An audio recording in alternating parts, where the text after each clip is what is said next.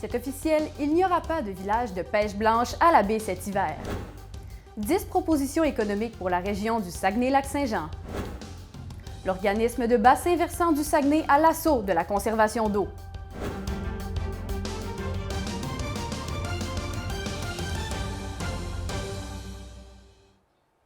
Bonjour et bienvenue au bulletin de la Pige en direct.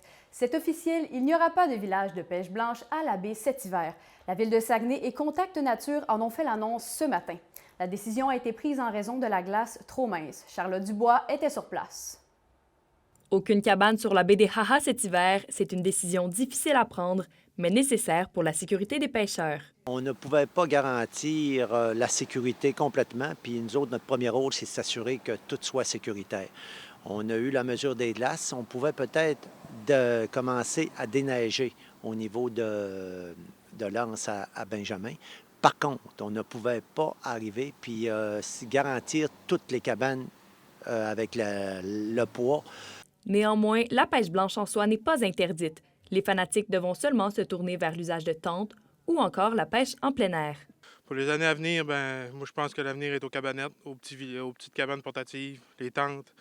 Puis comme Rémi l'a dit si bien cette semaine, tout le monde s'adapte, puis on va trouver une manière de faire quelque chose. Puis si la ville peut nous aider à embarquer avec des pompes à l'eau en début de saison, avant que la neige arrive, je pense que ce serait peut-être une bonne chose. Moi, personnellement, pas de manger à la chaleur, ça m'indiffère. Je viens ici pour être à l'extérieur.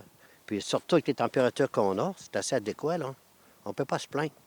La Ville de Saguenay et Contact Nature ont également annoncé le remboursement total pour les réservations des terrains pour les cabanes. Certains pensent toutefois que la solution la plus simple aurait été de garder cet argent pour les prochaines saisons. Moi, mon garçon, il me disait qu'il nous rembourse ou qu'il laisse l'argent là, puis l'année prochaine, elle sera payée. C'est ça qui est son point de vue, là. Mais ça va être quoi l'an prochain pour l'installation? Ça va être une autre histoire. Si on rembourse, comme ça fait des années que tu es à la même place, puis ça va bien, ça serait drôle de perdre nos emplacements. Pour la ville de Saguenay, la non-ouverture des villages de pêche signifie une adaptation majeure. Il faut s'adapter avec le changement de climat. On voit un petit peu comment ça fonctionne. Par contre, nous autres, ça va nous pousser aussi à repenser un nouveau modèle d'affaires, une nouvelle manière de voir le futur dans la pêche blanche. On comprend que notre but, nous autres, c'est s'assurer la sécurité, mais c'est de s'assurer aussi qu'on soit capable, avec les années, tout en s'organisant, de poursuivre l'activité. Les tentes portatives seront donc omniprésentes à l'Anse-à-Benjamin et à Grande-Baie cet hiver. Notons toutefois que les cabanes sont quant à elles permises sur le lac Saint-Jean. Charlotte Dubois, La Pige en direct, Saguenay. Le service de police de Saguenay a confirmé nos informations. Une plainte a été déposée par Contact Nature à l'encontre d'une ou plusieurs personnes pour des faits d'harcèlement. Le dossier est présentement sous enquête. Les chambres de commerce et d'industrie du Saguenay ont dévoilé leurs 10 grandes priorités régionales déposées au ministre des Finances du Québec, M. Éric Girard, dans le cadre des consultations prébudgétaires 2024-2025. Le développement économique, l'attractivité et la main-d'œuvre sont les points clés de ces recommandations. L'importance de l'eau était au cœur des discussions ce matin à la Saguenayenne. L'organisme de bassin versant du Saguenay tenait sa deuxième rencontre pour la création de leur plan directeur sur l'eau s'étalant de 2024 à 2034. Olivier, tu étais sur place. Quels sont les points importants qui sont sortis de cette rencontre? Il y a 4 points importants qui sont sortis de cette rencontre, 2 municipales, 1 économique et aussi 1 communautaire. Si on regarde du côté municipal, la première chose, c'est en fait c'est du côté des inondations dans les zones à enjeu. On sait que les inondations, c'est un grand problème dans les derniers mois, voire les dernières années, surtout avec la fonte des neiges au printemps. Donc, on tente de trouver une solution, surtout au Saguenay. Du côté maintenant, le deuxième point, c'est beaucoup plus sur la présence d'espèces exotiques envahissantes. On n'a pas de problème avec ça au Saguenay, mais du côté de l'Abitibi, on a aussi du côté de l'Estrie et aussi des Laurentides, on a ce problème-là. Fait qu'il faut qu'on trouve une solution rapidement pour pas que ça arrive du côté du Saguenay. Du côté économique maintenant, c'est beaucoup plus sur la perte et aussi la dégradation des habitats. Avec les inondations, ça fait qu'on a beaucoup de pertes économiques parce qu'on a beaucoup d'habitats ou des maisons qui sont affectées. Fait qu'on essaie de trouver la meilleure solution pour ce problème-là. Et du côté maintenant, du côté communautaire, c'est beaucoup plus la mauvaise qualité de l'eau. On sait que Jonquière prend nécessairement du lac Kenogami. 80 80 de son eau potable. Fait que c'est vraiment important. Et le Canada a aussi 20 de l'eau potable mondiale. Puis on peut entendre les vice-présidents de l'arrondissement de Jonquière à ce sujet. Concrètement, filtration de l'eau potable, donc protection de la réserve d'eau potable, ça a un effet financier qui est direct. C'est-à-dire que moins ma qualité d'eau potable et moins ma qualité d'eau brute est bonne, plus elle va coûter cher à traiter. Donc au final, c'est les citoyens qui paient le traitement de l'eau via leur compte de taxes. Donc ça, c'est un exemple concret. Il y en a un paquet d'autres, là, mais je prends celui-là parce que je pense que c'est le plus frappant. Donc bonne qualité d'eau égale moins de traitement à l'usine, égale moins dispendieux pour les citoyens de la ville de Saguenay. Et quelle est la raison qui a mené à la création de ce plan? Bien, en fait, c'est tout simplement la prévention. Donc, la présidente de OBV Saguenay tente justement de trouver la meilleure solution le plus rapidement possible parce que, bien évidemment, on va essayer de personne. On veut vraiment trouver la meilleure solution parce qu'on ne veut pas aller que ça s'aille trop loin et qu'on ait un problème de ce côté-là. Par la suite, bien, avec la rencontre qu'on a eue aujourd'hui, on veut vraiment trouver la meilleure solution.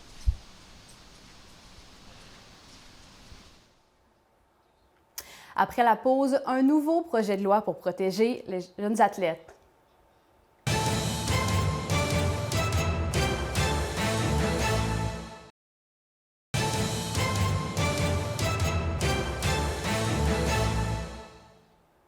La ministre du Sport, du Loisir et du Plein Air, Isabelle Charret, a déposé hier un nouveau projet de loi pour rehausser la sécurité des jeunes dans le milieu du sport et des loisirs. L'officier des plaintes sera remplacé par le poste de protecteur de l'intégrité, un poste indépendant qui pourra déclencher une enquête par sa propre initiative. J'ai parlé du nouveau projet avec le responsable du hockey Midget Espoir de la polyvalente d'Arvida, Steve Thériault. Voici mon entrevue. Bonjour, Monsieur Thériault. Oui, bonjour. Alors, pour débuter, avant, avec l'officier des plaintes, le défendeur et la victime devaient fournir leurs propres preuves. Mais maintenant, avec le protecteur de l'intégrité, la victime n'a pas à monter son dossier parce que le protecteur, lui, maintenant, peut enquêter. Est-ce que vous pensez que ça va faire que plus de personnes vont aller porter plainte?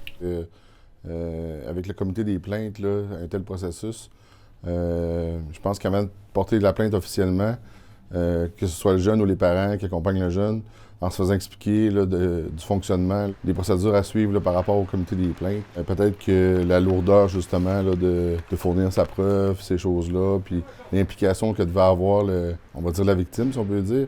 Avec la nouvelle façon de fonctionner, si c'est plus facile pour les gens concernés là, de suivre ce processus-là, bien, je pense que ça va accentuer les gens à poursuivre officiellement là, par rapport à l'intimidation ou ce qui a pu être arrivé. Là.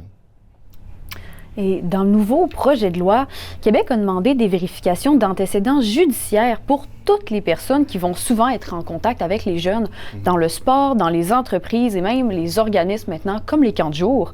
De quelle manière la mesure peut changer la situation d'après vous? Nous, on est dans le domaine du hockey, si on peut dire, au niveau du hockey mineur régional ou non, tout ce qui est organisation provinciale, comme on peut être ici. C'est des choses qui sont demandées, là, que tu sois un bénévole ou que tu sois un salarié. C'est sûr que pour les antécédents judiciaires, c'est quelque chose qui est demandé. Puis maintenant, comme vous dites, en ajoutant là, par rapport aux organismes, là, comme que ce soit les scouts ou que ce soit des organismes comme ça, c'est quelque chose de très bien, là, justement, là, pour la sécurité des jeunes. Et justement, le protecteur de l'intégrité en loisirs et en sport, c'est un poste, comme on disait, avec un pouvoir d'enquête. Il va pouvoir appeler à témoigner des gens et même recommander le bannissement d'un entraîneur. Est-ce que vous pensez que l'initiative va être efficace? J'ose croire que oui. J'ose croire là, que c'est quelque chose là, qui a été vraiment étudié là, en comparaison avec la façon de fonctionner. Si on décidait d'y aller de cette façon-là, c'est parce qu'il devait y avoir des lacunes, si on peut dire, avec la méthode précédente. Puis le fait que ce soit une personne qui puisse avoir un tel pouvoir, si je peux dire, bien, je pense qu'à la base, là, la personne en question qui va avoir à jouer ce rôle-là, il va falloir que ce soit une personne vraiment d'une intégrité là, quand même exemplaire, si je peux dire, parce que un bannissement, c'est pas rien, ou d'avoir un excellent jugement là, face à tout ça pour rendre les meilleures décisions, les décisions les plus cohérentes possibles. Et c'est important de rendre les bons jugements, puis les bonnes conséquences aussi qui vont y en découler. Bien, merci beaucoup, M. Thériault. Ça fait plaisir. La semaine des enseignants a débuté le 4 février dans la province. Le but est de valoriser la profession et de sensibiliser les gens. Le manque de personnel enseignant est criant depuis quelques années, tellement que certaines personnes non qualifiées sont engagées afin d'aller enseigner dans les écoles. Avec les grèves qui ont eu lieu à l'automne, plusieurs ont eu de la difficulté à joindre les deux bouts. 4 enseignants sur 5 qui quittent la profession en dedans de 5 ans. C'est criant comme message parce que je me souviens mes premières années où pour arrondir mes fins de mois, je devais avoir 7 employeurs différents parce que je n'étais pas sûre d'avoir les heures pour travailler, je n'étais pas sûre d'avoir l'argent pour rentrer. Dans la nuit du 6 au 7 février, un homme dans la trentaine a été arrêté à Jonquière pour un accident suivi d'un délit de fuite. L'homme était alcoolisé et a refusé de se soumettre à une prise d'échantillon de salive. Il est aussi accusé de voies de fait sur les forces de l'ordre.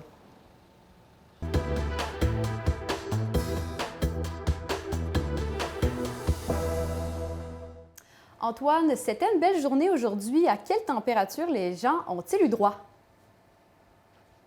Bien, écoutez, dans le fond, la température était très agréable aujourd'hui. On parle de température même assez chaude. Dans le fond, si jamais on regarde au début de la journée, malheureusement, ça a commencé assez froid. On a eu un moins 18 degrés Celsius, mais présentement, il fait moins 4 degrés Celsius. C'est assez confortable, même un temps assez doux. Quant au ciel, présentement, par exemple, c'est assez nuageux, mais ça devrait continuer comme ça au cours de la semaine.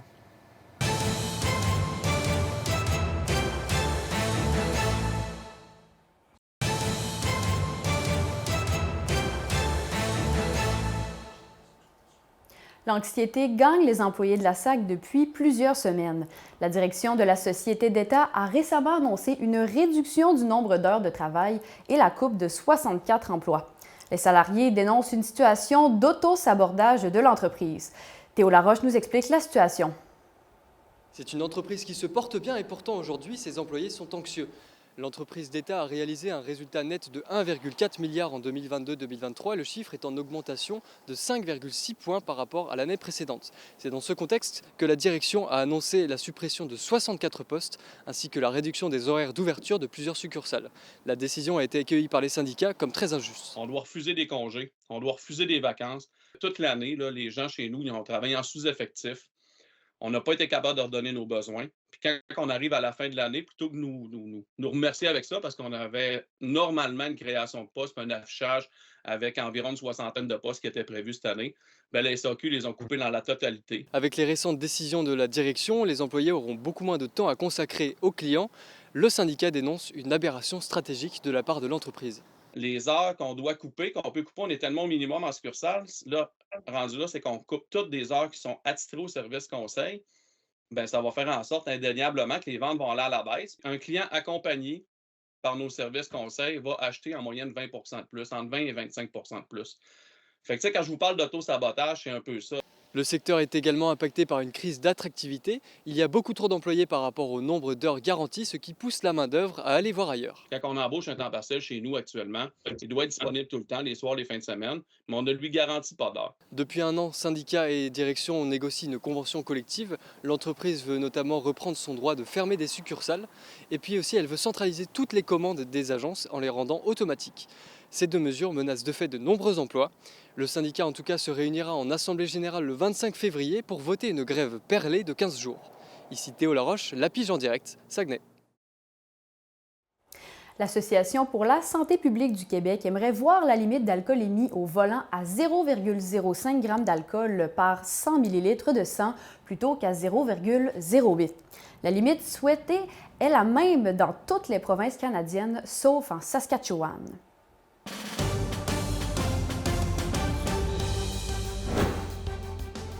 Après la pause, le Stade de Montréal aura un nouveau toit en 2028.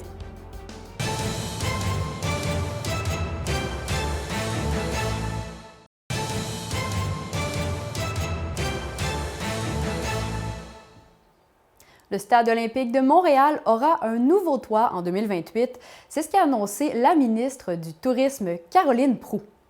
Alex, malgré la controverse, cette nouveauté est quand même la bienvenue? Oui, en effet, l'un des bâtiments les plus emblématiques de la ville de Montréal aura des changements pendant les 4 prochaines années. Ça devrait débuter justement cet été, en 2024. Le fameux toit là, qu'on parle devrait être en fonction pendant 50 ans, ce qui est quand même pas négligeable, et il sera opérationnel surtout 12 mois par année, ce qui diffère de l'ancien qui ne pouvait pas faire ça. Et Alex, la différence principale de ce nouveau toit sera qu'il est fixe? Oui, selon le site du Parc olympique, justement le site Internet, il sera plus durable, plus efficace et plus sécuritaire. Alors, je vais vous montrer un petit peu là, à quoi ressemble ce fameux toit. Les 3 images ici représentent le nouveau toit. Je vais vous le représenter avec cette image-là qui montre un petit peu plus l'intérieur. Donc, les bandes que vous voyez ici, c'est des bandes de verre, donc de glace. On voit le ciel montréalais. Et c'était le but du stade olympique au départ, de voir le ciel montréalais. Alors, à l'aide de justement cette bande-là, nous allons le voir. Avec le milieu, lui, il n'est pas translucide, on ne voit pas à travers, donc ça va être une structure qui va être opaque. L'ancien toit, lui, était dangereux pour la structure du stade. On avait peur que ça endommage la structure du stade à long terme, donc c'était quelque chose qui était quand même assez pressant là, pour la Ville de Montréal. Ça a suscité une certaine controverse. Pourquoi? Eh bien, c'est le prix qui est trop élevé selon certains citoyens. Le prix, c'est 870 millions de dollars qui a été donné par le gouvernement du Québec pour ce projet. Alors, je vais vous le représenter un petit peu là, en mode mathématique. Alors, je l'ai divisé en 4 pour donner 217,5 millions de dollars, pour donner un approximatif de ce que ça donne chaque année. On va le comparer avec d'autres budgets dans d'autres sphères de la société. Par exemple, la croissance de l'industrie touristique qui est à 214 millions de dollars, la protection de l'environnement à 159,1 millions de dollars et le reste qui suit. Donc, on voit que ça prend quand même beaucoup d'importance. Merci.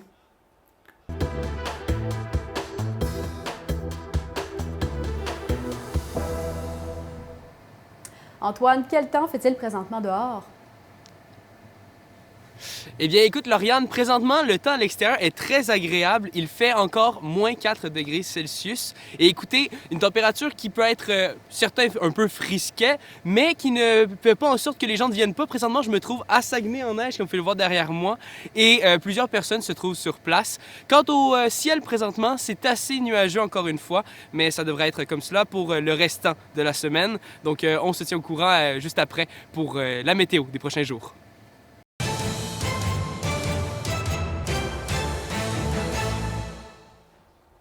Vent de changement au Salon du livre du Saguenay-Lac-Saint-Jean. Virginie Gagnon est nommée directrice générale. Elle succède Sylvie Marcoux, qui était en poste depuis près de 20 ans. Pour reprendre les rênes, Mme Gagnon souhaite que le public ne ressente pas la transition et donc décide de continuer les projets en place. Pour l'année 1, c'est vraiment là, de poursuivre le travail qui est déjà très, très bien entamé.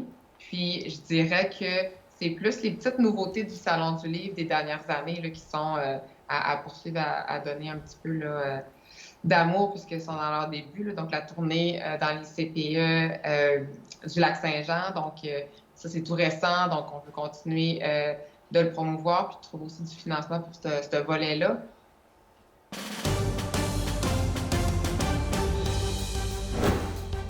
Après la pause, un sculpteur de neige régional propulse sa passion à l'international.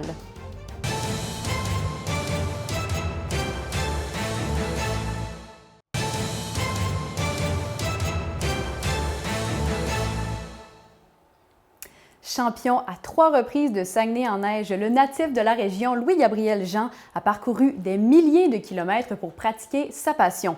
Jasmin Guillemette est allée à sa rencontre.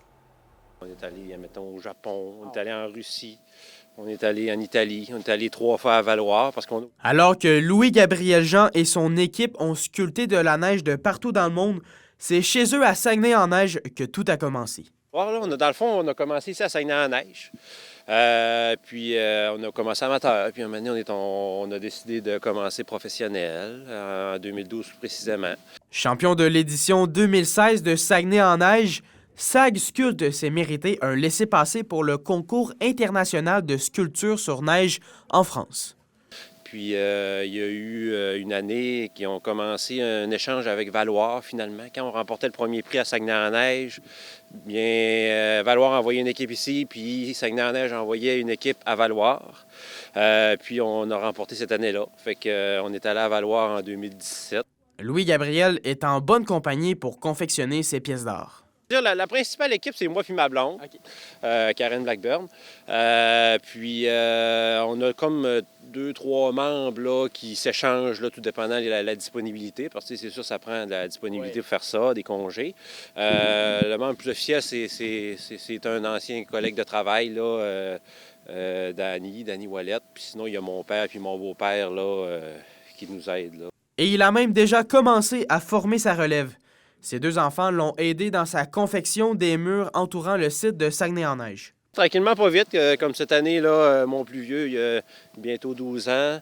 Il a commencé à venir nous aider là, quand on a fait la confection des murs ici à Saguenay-en-Neige.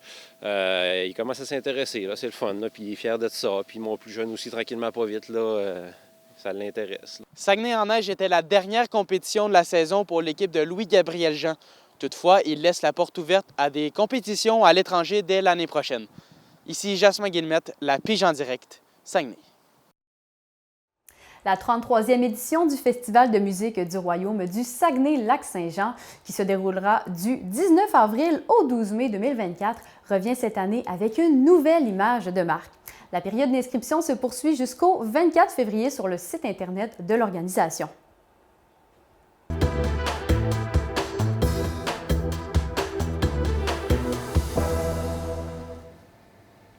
À quoi peut-on s'attendre comme météo dans les prochains jours, Antoine? Eh bien, écoute, Lauriane, dans les prochains jours, on va avoir une température assez nuageuse, mais quand même assez chaude à comparer de maintenant. Si on commence par demain, déjà, on devrait avoir une température d'environ 2 degrés en milieu de journée. Donc, ça devrait être assez intéressant de ce côté-là parce que 2 degrés, on passe au-dessus de la barre des zéros. On est quand même au début du mois de mi-février, début février quand même, on a une température assez chaude pour ce temps de l'année. Si maintenant on se penche pour les différents jours de la fin de semaine, cette fois-ci, vendredi, samedi et dimanche, oui, le temps va être encore nuageux de son côté, mais ça n'empêchera pas la température d'être assez élevée. Si jamais on regarde pour vendredi, on devrait avoir une température de 3 degrés Celsius maximale. Pour samedi, tenez-vous bien, 5 degrés Celsius. Oui, on devrait avoir une température de 5 degrés Celsius. On va être assez bien à l'extérieur. Ça vaut la peine d'aller se promener. Et pour dimanche, on aura une température de 1 degré. Donc écoutez, c'est une fin de semaine où il n'y aura pas beaucoup de soleil, mais par rapport aux activités à faire à l'extérieur, c'est une très bonne idée de se promener dehors et de peut-être même en profiter pour venir à Saguenay-en-Neige.